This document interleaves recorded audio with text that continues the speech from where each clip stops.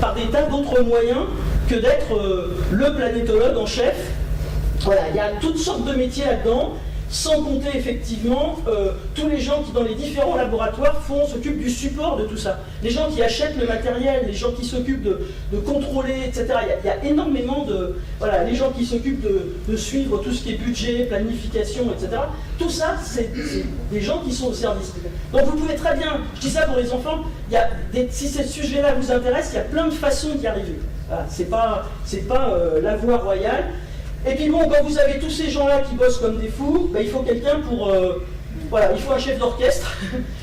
C'est ce qu'on appelle en général un chef de projet. C'était mon boulot, qui consistait à faire que tous ces gens-là bossent ensemble dans un contexte de délai, de budget, etc. pour arriver à temps. Sachant que là, sur un projet comme ça, si vous ratez le décollage, vu que c'est la comète de Halley qu'elle passe tous les 76 ans, vous voyez, vous avez une petite contrainte sur le délai, quoi. On ne peut pas vous dire, non, mais ça attendra bien 15 jours. Non, ça ne va pas attendre 15 jours. Voilà, donc ça, c'était ma petite expérience perso, avec un décollage à Baïkonour, que je n'ai jamais vu à l'époque, mais que je suis allé voir cette année à Baïkonour pour voir un lancement de fusée Proton, parce que c'est toujours à peu près les mêmes. Et puis quand on est arrivé donc ça c'était en juin 85, et puis en décembre 84, pardon, et 6 mois plus tard, en juin 85, l'instrument dont j'étais responsable, il est descendu dans l'atmosphère de Vénus, il a fait ses petits prélèvements, en 20 minutes on a fait les analyses chimiques sur les différents niveaux, et on a pu vérifier que les nuages c'est de l'acide sulfurique, quelle que soit l'altitude. Donc c'est super sympa, Vénus. Je prends la liste des futurs touristes, hein, si ça intéresse. 450 degrés, une atmosphère de gaz carbonique et des nuages d'acide sulfurique. Voilà, donc ça termine le panorama. Alors bon, ça c'est une cartographie de Vénus qui a été faite par radar un peu plus tard. Ça c'est les endroits où sont les 2 sondes Vega sur lesquelles j'ai travaillé. Et donc c'est vrai, je disais tout à l'heure, quand je vois dans le ciel, ça c'est un joli croissant de lune, et puis Vénus qui est là, qui est un objet très brillant, je pense toujours, quand je vois Vénus, à ce que sont devenus les instruments. J'ai trouvé cette image sur Internet que je trouve assez géniale. Personne n'est allé prendre la photo là-haut de ce qui reste de votre sonde. Hein, mais c'est un dessin de l'artiste avec CCCP, la SSSR, Union des Républiques Socialistes Soviétiques, comme tout à l'heure. Et bon, ça doit être à peu près dans cet état-là de corrosion, 33 ans après, à 450 degrés, avec des vapeurs d'acide sulfurique autour. Ça doit être assez sympa. Alors ça en gros, c'est un déchet qu'on a été déposé sur Vénus, mais enfin, il a été utile comme tous les autres. Alors l'exploration de Vénus, il y a eu un point très important en dehors de toutes les équipées soviétiques qui ont été faites russes, c'est la sonde Magellan qui a volé en 1994 et qui a déshabillé Vénus, puisqu'avant on voyait que les nuages, sauf quand on atterrissait dessus évidemment. Et puis, couverture radar par la sonde Magellan, ça a permis de voir à travers les nuages et de se faire une idée du relief de Vénus, de la planète Vénus. Voilà, donc un des volcans qui le déploiement vertical est exagéré, mais on a une idée un peu partout sur Vénus à quoi ça ressemble, le paysage en quelque sorte. Et puis il y a une sonde européenne qui a survolé 2005-2014 et qui a revu autour de Vénus le gaz sulfureux, le dioxyde de soufre qui avait été détecté dans la haute atmosphère. Donc les gens se posent la question, est-ce que c'est du volcanisme? Est-ce que c'est autre chose? Voilà, ça c'est une problématique qui se pose en ce moment. Est-ce que c'est la circulation atmosphérique avec des réactions chimiques dans la haute atmosphère qui est extrêmement complexe, hein, qui produit du gaz sulfureux, du SO2, ou est-ce que c'est des volcans? Et donc pour le moment, on pense plutôt au volcan. Donc ça c'est une vue d'artiste, donc voilà, la vue touristique de Vénus. Donc avec des volcans en plus. Et se prépare, alors ça fait quand même 33 ans, je vous ai parlé de ce projet qui a l'air d'être préhistorique, dont je me suis occupé, qui était donc mon premier projet, mais en fait ça fait 33 ans qu'aucune puissance spatiale n'a posé une sonde sur le sol de Vénus. La dernière à s'être posée, c'est celle-là, c'est celle de juin 1985. Et là, les Russes sont ont envie d'y retourner, visiblement, donc ils ont proposé à la communauté internationale une mission qu'ils appellent pour le moment Venera D, qui devrait voler en 2024 à condition d'établir rapidement des partenariats avec l'Europe et avec le Japon. Et je crois qu'il y a même des contacts avec les Américains en ce moment, mais problème en ce moment, c'est que les Américains ne sont plus un partenaire fiable, parce que même s'ils disent oui, Trump se réveille un matin, il dit non, j'y vais pas, et bon. Donc il vaut mieux viser d'être en partenariat avec les gens sérieux, et donc malheureusement les gens de la NASA sont très sérieux, ils souffrent terriblement de cette situation. Voilà, donc là c'est en train d'être discuté. Bon, je pense que le 2024 est assez peu probable, parce que ça fait quand même très très court, mais l'idée est d'envoyer sur Vénus une boule comme avant avec un atterrisseur, plus des ballons, plus un espèce de petit avion qui va voler dans les basses couches. Enfin, c'est extrêmement ambitieux pour refaire un point finalement avec les nouvelles. Parce qu'en 33 ans, on a quand même sacrément progressé dans la façon de faire de mener des projets. Hein. Donc il y aura des ballons, atterrisseurs, enfin voilà, ça va être un grand projet. Et donc moi je pense qu'un jour il y aura une sonde comme ça qui va se reposer sur ce sol un peu particulier. Et donc ce que je voulais vous dire, c'est que la question qu'on se pose autour de ça, c'est par quel mécanisme Vénus, qui est une jumelle de la Terre, juste un peu plus proche du Soleil, comment ça s'est déclenché l'engrenage de l'effet de serre? Sur la Terre, s'il n'y avait pas d'effet de serre, la température de la Terre serait aux alentours de moins 18 degrés, vu sa position par rapport au Soleil. On est à plus 15 en moyenne, grâce à un effet de serre qui existe, essentiellement d'ailleurs la vapeur d'eau, hein, qui est le premier gaz à effet de serre, et puis un peu le gaz carbonique, et c'est avec lui qu'on a des soucis en ce moment, puisque ça augmente. Sur Vénus, Vénus est plus près du Soleil, s'il n'y avait pas d'effet de serre, il ferait 34 degrés à la surface de Vénus. Il fait 460. Et ça c'est quelque chose, à quel moment, comment ça s'est passé, sachant que, est-ce qu'il y a eu de l'eau sur Vénus? Est-ce que Vénus, à un moment, il y a eu quelque chose qui s'est enclenché qui fait que l'eau est devenue de la vapeur d'eau? Et comme la vapeur d'eau est le premier gaz à effet de serre, est-ce que c'est ça qui a enclenché un effet de serre complètement délirant? Voilà, est-ce que ça, depuis l'eau a complètement disparu, mais ça c'est un vrai souci, enfin c'est un vrai souci, c'est une question qu'on se pose et qui peut être extrêmement intéressante et porteuse pour l'avenir de la Terre et de l'effet de serre sur la Terre. Il faut arriver à comprendre comment ça s'est passé sur Vénus pour mieux comprendre ce qui se passe sur la Terre. Voilà. Alors, on va faire un petit tour. Ça, c'est les planètes telluriques. Mercure, Vénus, déshabillé par Magellan, la Terre et Mars. Donc, Mars, bizarrement, n'a pas tellement intéressé Galilée. Je me demande bien pourquoi, mais visiblement, il ne s'est pas passionné par ça. Mars a été très observé à la fin du 18e, pardon. Non, 19e, pardon. Et il y a un dénommé Schiaparelli qui a fait des cartographies de Mars. Vous avez vu sur ce schéma-là, il y a des espèces de traces comme ça. Quand on regarde bien Mars, il y a effectivement des espèces de... Vous voyez, il y a quand même quelque chose sur les dessins de Schiaparelli. Il avait été jusqu'à décider que tout ça, c'était des canaux ou des chenaux. D'ailleurs, ça a été traduit... bref, on a dit des canaux après, mais c'était surtout des chenaux. Il pensait qu'il y avait eu de l'eau, et donc il en avait déduit à donner des noms aux différentes rivières qui se jetaient dans la mer sur Mars. Voilà, c'était son... Et donc c'est de là qu'est né le mythe des Martiens, qui était très ancré, parce que Camille Flammarion, dans son encyclopédie de l'astronomie, là, il parlait clairement des Martiens, des Vénusiens, etc. Enfin, à la fin du 19e, on pensait vraiment qu'il y avait des habitants sur les autres planètes, et que ces planètes étaient totalement inaccessibles, et qu'on n'y rencontrerait jamais. Oui? En fait, sur la photo des Vénus et Mars, c'était blanche, alors que dans les livres, il est toujours rouge. Oui. Oui, alors elle est parfois blanche, parfois rouge. D'ailleurs, là, elle a été très rouge, et puis il y a eu des tempêtes. Elle est devenue un peu plus jaune. Elle change de couleur aussi. Hein. Elle change de couleur. Et puis ça dépend de la qualité du télescope aussi, de la lunette avec laquelle on regarde. Enfin, il y a plein de conditions. On l'appelle la planète rouge, parce qu'effectivement, sa Terre est un peu plus rouge, saumon en fait, que ce que j'ai... Voilà, donc le mythe des Martiens, il est né de cette histoire. Et alors moi, je ne résiste pas à la citation de Camille Flammarion, j'adore cette phrase.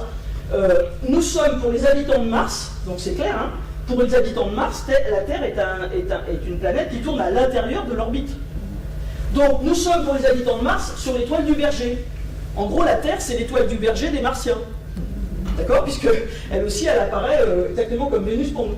Notre vanité naturelle peut donc légitimement se bercer de l'idée qu'ils nous contemplent le soir dans leur ciel empourpré par les derniers rayons solaires, qu'ils nous admirent de loin, qu'ils ont découvert nos phases et celles de la Lune, comme nous avons découvert celle de Vénus et de Mercure, et que sans doute ils supposent ici un céleste séjour de paix et de bonheur. Quelle désillusion s'ils pouvaient nous observer d'un peu plus près. Je trouve cette phrase assez succulente. 1880, Camille Flammarion. Bon, alors Mars, ben voilà, superbe image. Donc 6000 km de diamètre, 6800 km de diamètre, donc c'est un peu plus petit comme on l'a vu sur le schéma précédent. Une température pas vraiment sympa, hein, moins 60. Une atmosphère quasiment inexistante. C'est un millième de l'atmosphère terrestre. Vous voyez ces planètes telluriques, c'est quand même incroyable. Mercure, il n'y a quasiment rien. Quand on tape dessus, il y a un peu de gaz qui sort de la croûte. Vénus, une atmosphère incroyablement oppressante et dense. Bon, la Terre, on connaît.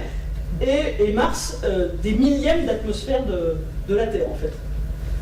Avec aussi 95% de CO2. Là aussi, c'est du gaz carbonique. Alors là, il y a eu 55 missions spatiales d'exploration de Mars, avec 24 échecs, donc il y a beaucoup de gens qui se sont... Sur Mars, il y a le plus gros volcan de tout le système solaire, 22 000 mètres d'altitude. Donc voilà, et en fait, il est haut et il est large aussi, hein. C'est-à-dire que si on met la carte de France à côté, le gros volcan de Mars, il tient une bonne part de la France. Alors, quelques paysages de Mars, voilà ce qu'on appelle des volcans de boue sur la... On s'est posé la question si ces volcans qui fabriquaient du soufre aussi, ils ont trouvé des... Voilà, donc il y a des volcans de ce type-là, il y a des dunes, chacune est grande comme un terrain de foot, là, à peu près. Il y a des dunes qui sont très stables. Ça, c'est des zones où on voit des vallées, donc ça fait très longtemps, hein. Régulièrement, il y a des scoops, il y a de l'eau sur Mars, il y a de l'eau sur Mars, ça fait très longtemps qu'on sait qu'il y a de l'eau sur Mars, qu'il y a eu de l'eau sur Mars. Voilà, donc il y a des vallées, on voit bien, même quand on regarde le sol avec les rovers maintenant. Il y a aussi ce genre de cratères qui sont très intéressants, parce que c'est un cratère d'impact qui a été créé par un astéroïde ou un gros objet qui est tombé sur Mars, mais on voit bien que ça a été comblé par de la poussière, et ça ressemble quand même à des rides que fait l'eau boueuse quand elle sèche. Hein? C'est ce genre de cratère qui a été visé par la NASA pour le petit robot Opportunity, parce qu'on s'imagine que là, il y a de la sédimentation de poussière, et donc c'est peut-être là qu'on pourrait trouver des traces. Voilà, ça aussi c'est près du pôle, donc ça c'est de la neige carbonique avec des falaises qui font à peu près 2000 mètres. Donc c'est très varié le paysage, contrairement aux autres planètes que sont Mercure et Vénus. Mars c'est très varié. J'aime bien celui-là, c'est au moment de la fonte de la neige, en fait ça c'est des éboulis en fait. C'est des éboulis. Moi j'arrive pas, vous voyez le cerveau avec les illusions d'optique, je n'arrive pas à voir des éboulis. On a beau me le dire, je le sais. D'ailleurs, là, il y a de la poussière qui est générée par un éboulis au moment où l'image a été prise. Je vois des arbres sur les collines. Ça, il n'y a pas à tortiller. Bon, ça, c'est... Mais elle est très jolie, ce paysage-là. Donc, très grande diversité de terrains. Des terrains qui sont vieux. Ça, on le voit à cause des cratères. Et puis, une topographie extrêmement contrastée entre la partie sud, on va dire, et la partie nord. Avec un grand trou ici, donc ce qui est bleu c'est très profond, ce qui est rouge c'est en hauteur. Donc ça va de moins 8000 mètres à plus 14 000, hein, donc sans compter le volcan Olympus qui est à 22 000. Donc pour les géologues, c'est un paradis pour les géologues, Mars. Et toutes les sondes qui ont été envoyées ont été envoyées dans cette zone ici. Ça c'est resté longtemps une image, on ne savait pas ce que c'était, c'est très joli, on a l'impression d'une œuvre d'artiste, et c'est le petit robot Spirit qui a compris ce que c'était, puisque le petit robot Spirit, il a vu se déplacer cet objet-là, qui est une espèce de petite tornade. Donc il y a une toute petite atmosphère, mais il y a des vents, il y a du vent sur Mars, et il y a des phénomènes de convection liés à la température et à l'absence de... Voilà, et donc en fait ça a été vu de satellite, et en réalité la poussière qui est sur Mars, cette poussière rose, c'est pour ça qu'on l'appelle planète rouge, elle est rose ou elle est ocre. Mais quand la tornade elle soulève le panache de poussière, ça laisse voir de la poussière qui est au-dessous et qui est beaucoup plus sombre. Et c'est ça qu'en fait... Donc en fait ça, c'est des petits dust devils, comme on dit, des diables de poussière, donc des petites tornades qui sont déplacées et qui ont enlevé la couche superficielle de poussière. Voilà. Donc, a été lancée la dernière sonde qui fonctionne en ce moment. Voilà, donc en novembre 2011, on a lancé une sonde, un rover en fait, un atterrisseur pour faire des manips, et ils ont visé un cratère qui s'appelle Gale, qui est quelque part ici, dans la zone que je vous montrais tout à l'heure, et ils ont demandé à avoir à ce que le robot qui est dans cette fusée là, qui vient de décoller, arrive de façon très précise dans cette petite ellipse là, parce que c'est une zone qu'on avait repérée depuis l'orbite et dont on avait vu que ça c'est l'altitude, donc c'est le bord du cratère du cratère d'impact qui est ici, et là on a vu par des études de type variation de température qu'il y a des matériaux qui pourraient être des argiles, des phosphates, voilà, des matériaux à l'intérieur duquel qui prouvent que ça a glissé avec de l'eau, ça c'est sûr, mais c'est peut-être le genre d'endroit où on essaierait de trouver des traces de vie ou de... Voilà. Moi, je coupe le sifflet parce que... Là je vais juste vous montrer si ça fonctionne, mais ça a l'air de fonctionner tout seul, donc je vais faire un peu de bien. Le lancement de Curiosity, parce que l'arrivée de Curiosity sur Mars. La NASA fait un montage entre un film d'animation.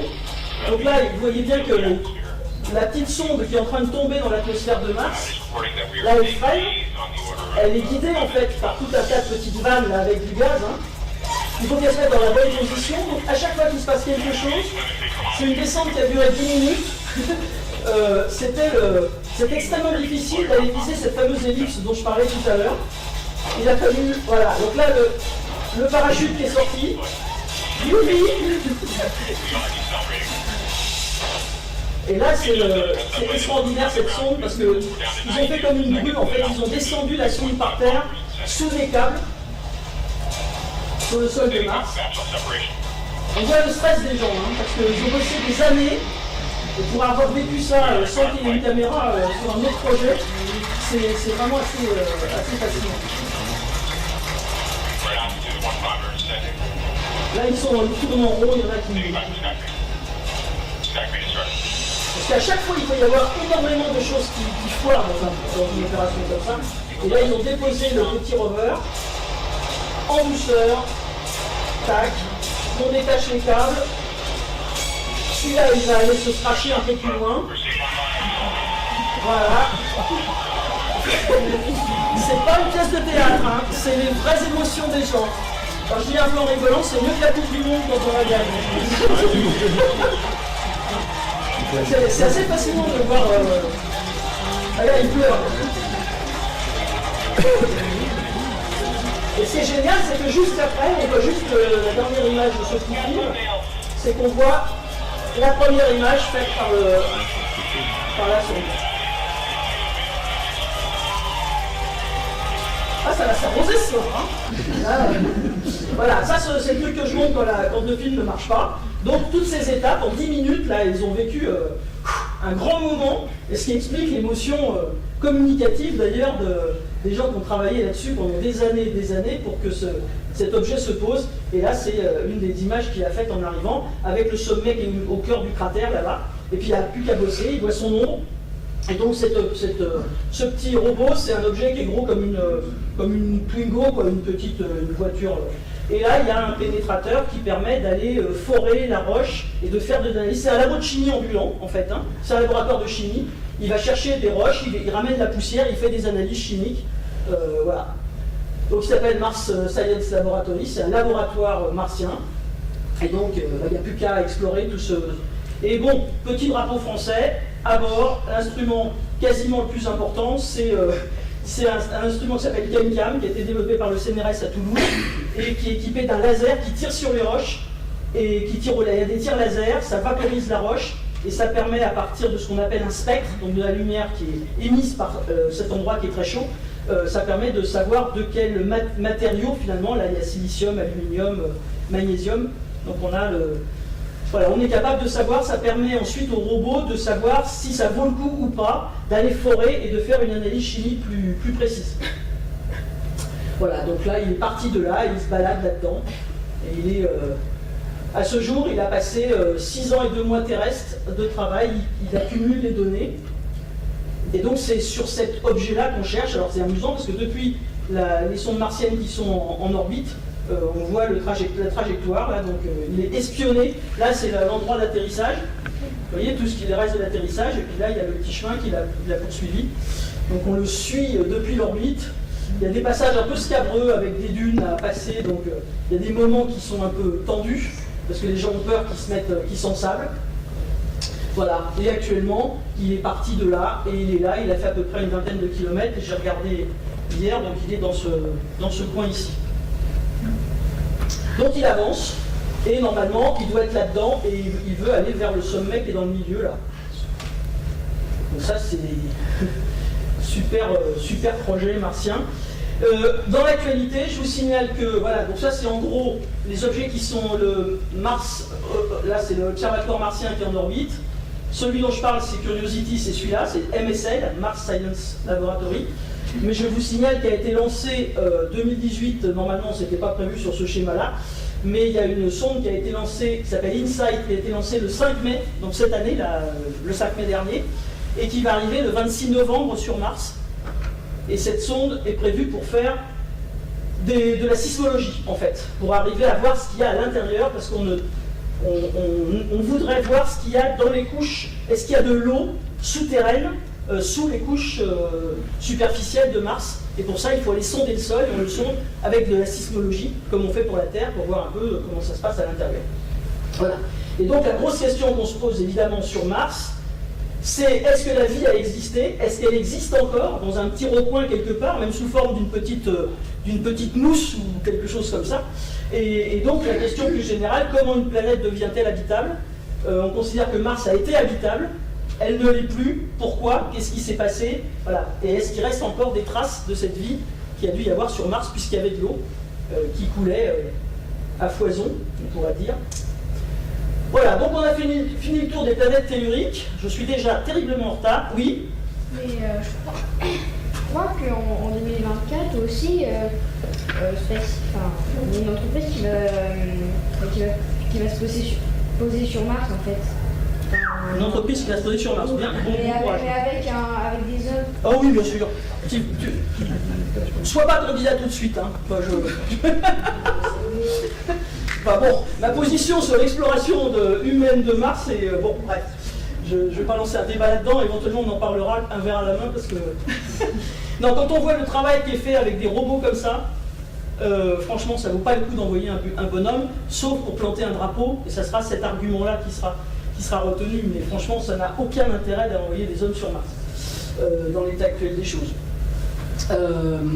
Alors, est-ce que j'ai le temps de faire le tour des petites planètes? Je vous fais vite pour les planètes gazeuses. Il faut dire qu'il y a beaucoup moins d'exploration aussi sur les planètes gazeuses, hein, donc Jupiter, Saturne, Uranus, Neptune.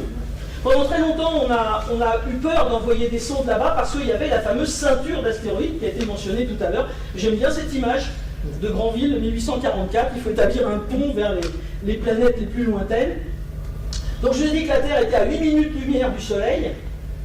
Jupiter est à 40 minutes. Saturne est à 80 minutes. Voilà. Et Uranus et Neptune, je vous ai dit tout à l'heure, à 4 heures du Soleil.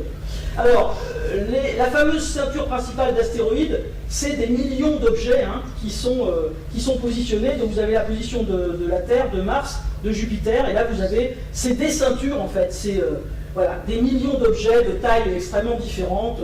Il y a des cailloux, et puis il y a des objets qui font plus de 100 km, et puis il y a la planète Cérès qui en fait 950. Il y a eu assez peu de sondes qui ont été envoyées vers ces planètes lointaines, parce que d'abord c'est loin, c'est la distance, et puis initialement c'est vrai que la crainte de se collisionner un astéroïde était quand même assez importante. Donc Jupiter, voilà, 140 000 km, 10 fois 11 fois le rayon de la Terre. Il y a des aurores boréales sur Jupiter. Il a un très fort champ magnétique, il a pas mal de satellites. C'est en fait une grosse boule de gaz. Satellites, c'est des géantes gazeuses. Donc essentiellement de l'hydrogène et de l'hélium, comme le Soleil. Donc il est constitué à la base, et puis un certain nombre d'autres produits, d'autres molécules qui ont été découvertes.